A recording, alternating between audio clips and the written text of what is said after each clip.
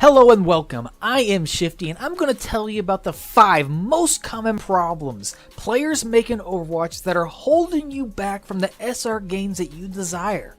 Make sure you listen to all 5 of these points because I'm sure you've got at least one of these problems that you can work on to drastically improve your game. Tired of losing game after game? GameLeap is the proven way to help you unlock your true potential as a gamer. You will find hundreds of in-depth courses created by some of the highest rated players in the world. Go check it out in the link below and you'll love it. Caring about stats.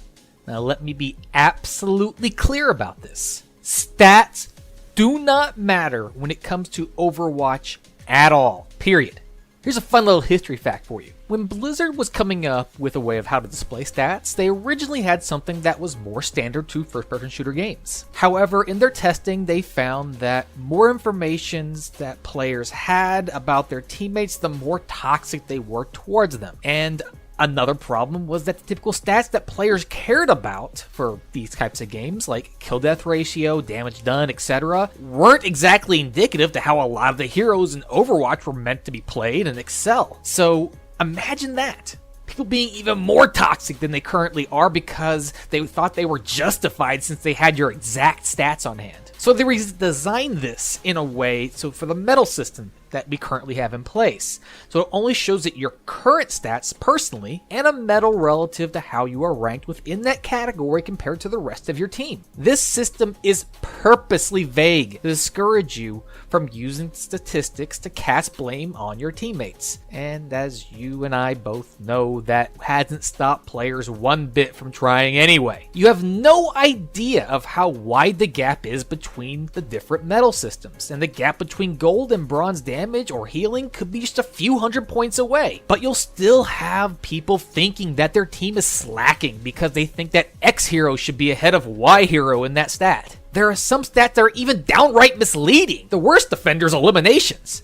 where all you have to do is touch a target even close to when they die and you get the same credit for an elimination. When Moira throws a damage orb into an enemy team and Pharah barrages them, but the Moira only did about 10 to 20 damage to the group, she gets the same amount of eliminations the Pharah does. When Soldier lands a single bullet on someone accidentally, but Widowmaker snipes their head, they both get equal credit. Now, you should absolutely help your teammates get kills and focus the same targets. But don't think that someone's elimination number or medal is a good indication of whether they're a good or bad player, or that those pumping out the most damage should have the most eliminations. It's really easy for a good Winston to get a gold eliminations, and it's hard for a solid Widowmaker to do the same because of how the heroes are designed and what the stat actually shows you. Basically, unless there is an absolutely extreme example, like being gold healing on Soldier while there's a Moira on your team, do not try to use statistics as a way to prove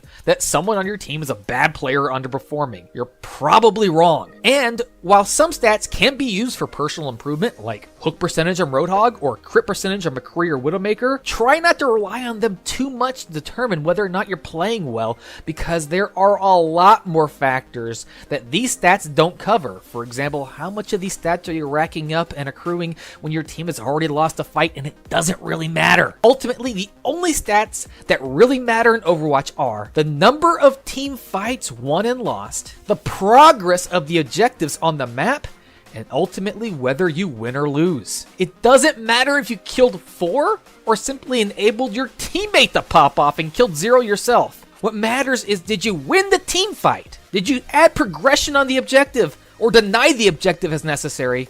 And did you secure that win? That's it.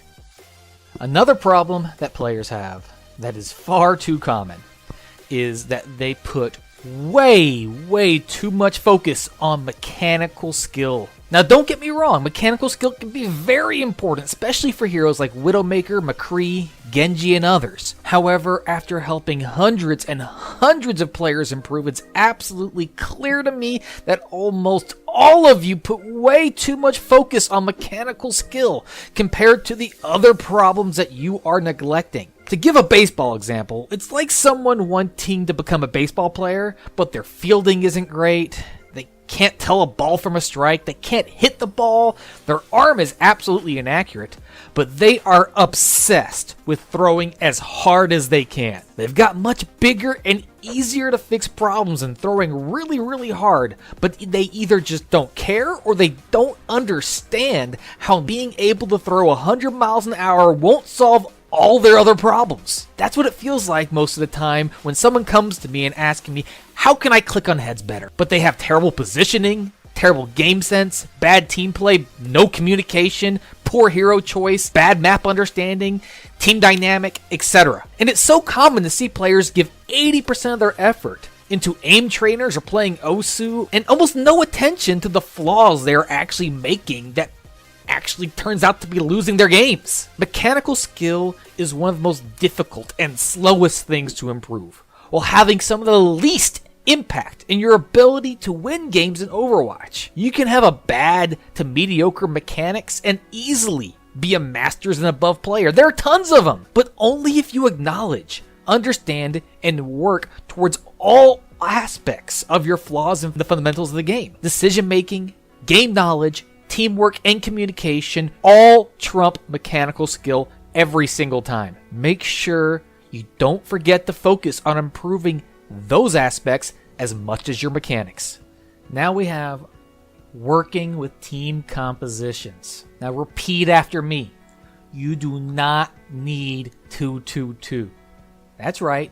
You do not need 2-2-2. In fact, it hasn't been the best meta for over a year and a half now. What you do need is to make sure that your team has some sort of cohesive synergy and you try to play around your team's strengths and the strengths of your teammates. Every hero on your team is a tool, like an actual tool to use.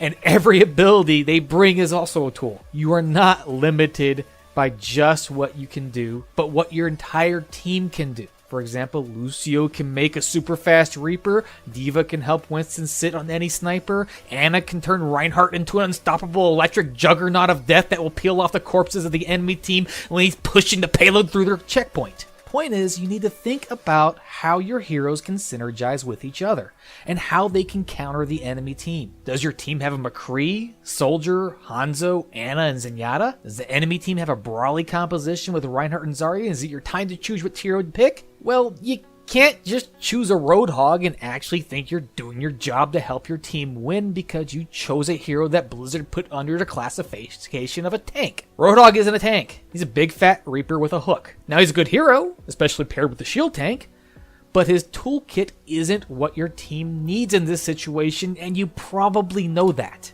A shield tank would probably help give your hit scan some protection, or a ball could help disrupt the enemy team if the DPS doesn't want to play around you, or you have some aversion to shield tanks. You won't always have the best compositions, but you can usually have a good enough composition if you try. While you can suggest changes, and sometimes people will listen to you, other times they won't. And if they won't, don't be that guy that locks in 50 FPS and tries to spite the rest of the team.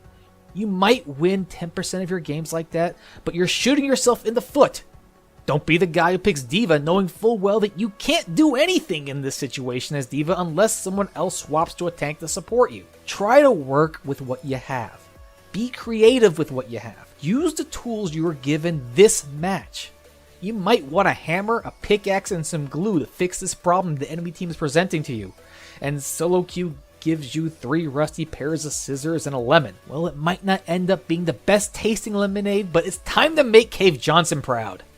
The next problem we have that a lot of players have is communication and target focus. Now, there are some people who are very antisocial or can't handle talking to others in Overwatch. That's really unfortunate, and I'm not going to suggest to force you to do something you absolutely hate.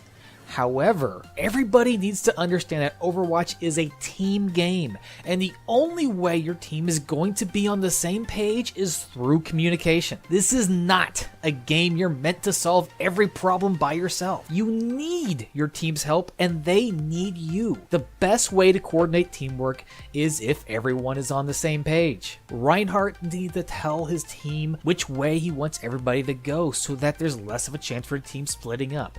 He needs to communicate the status of his shield strength and when he's going to put it down, so that his teammates have a warning and a chance to take cover and stop poking. He needs to communicate when he wants his team to be aggressive or defensive so that his team isn't confused on what to do when they end up relying on doing things themselves. On the other end, healers need to communicate when the team is low, or when flankers are giving them problems, or when they can't help someone and why. Players need to communicate their ultimates so their teams can help those ults become more effective, or they can help your teammates to use their ults and try to enable them. Is Reaper hiding on the high ground? Has he not used his ult in a while? Make sure we know about these things so it doesn't surprise us with a Death Blossom really soon. Ever notice how lower elo games people seem to survive way longer than they should? Fights are drawn out much longer and the time to kill people seems to be much higher? This is because of two reasons. One, obviously the players can't aim all that well, so there's a lot of missed shots. But an even bigger factor is that the lower rank you go, the worse the target focus is.